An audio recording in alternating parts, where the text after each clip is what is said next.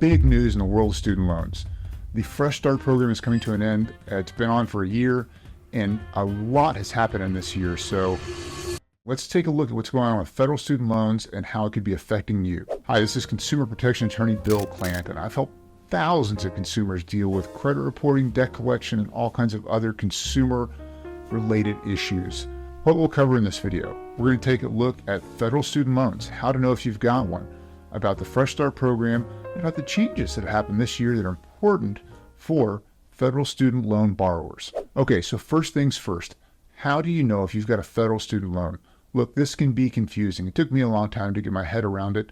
There are federal student loans, there are state student loans, there are private student loans, and the rules that apply to each of them are different. Now, how do you know if you have a federal student loan?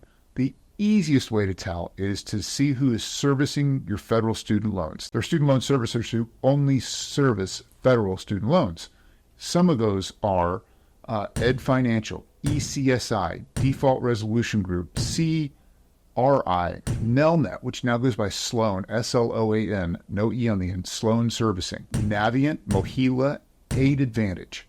Those are the big actors in the federal student loan servicing space.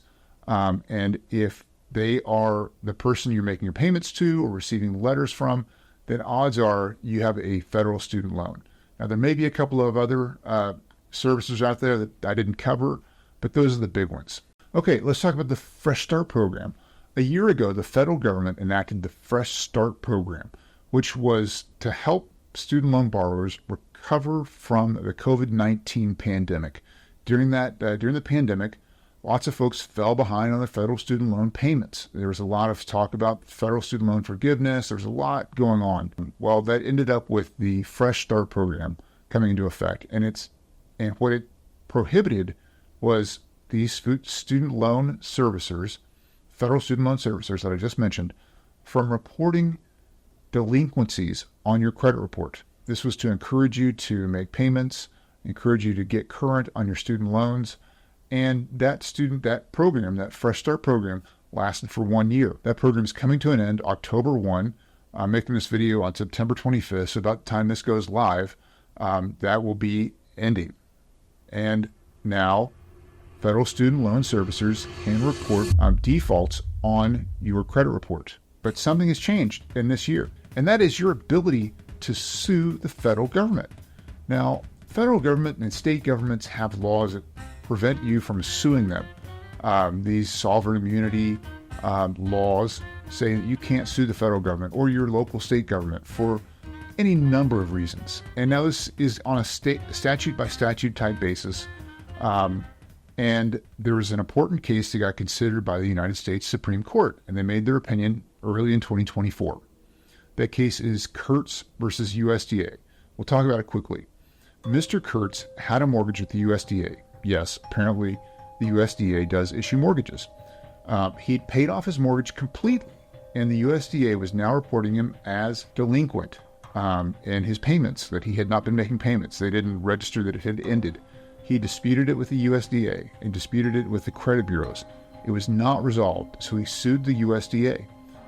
The case went all the way to the Supreme Court. The Supreme Court said, yes, you can sue the federal government under the Fair Credit Reporting Act. So that applies to you as a federal student loan borrower who has an error caused by one of these federal student loan servicers on your credit report. What can you do now? The best cases we bring are brought by people who have documented everything. The most important thing you can do is to document everything. Go now. As soon as you finish this video, pull your credit report. Go to annualcreditreport.com and pull your credit report. You don't need to buy your credit score. You don't need to sign up for credit monitoring. In fact, you shouldn't sign up for credit monitoring. And get your credit report. Download it as a PDF and save it. Do this once a month. This will keep you current on what's going on with your credit report. While it's called annualcreditreport.com, the credit bureaus during the pandemic decided to allow people to pull their credit reports once a week. And in 2023, they made this permanent. So you can now pull your credit report for free from TransUnion, Equifax, and Experian at annualcreditreport.com. Take advantage of this. Keep track of all your student loan payments, any letters you receive from the servicer, emails you receive. proof of payments that you've made. Save all of that, because if they are reporting you as in default, then it means you've missed some payments.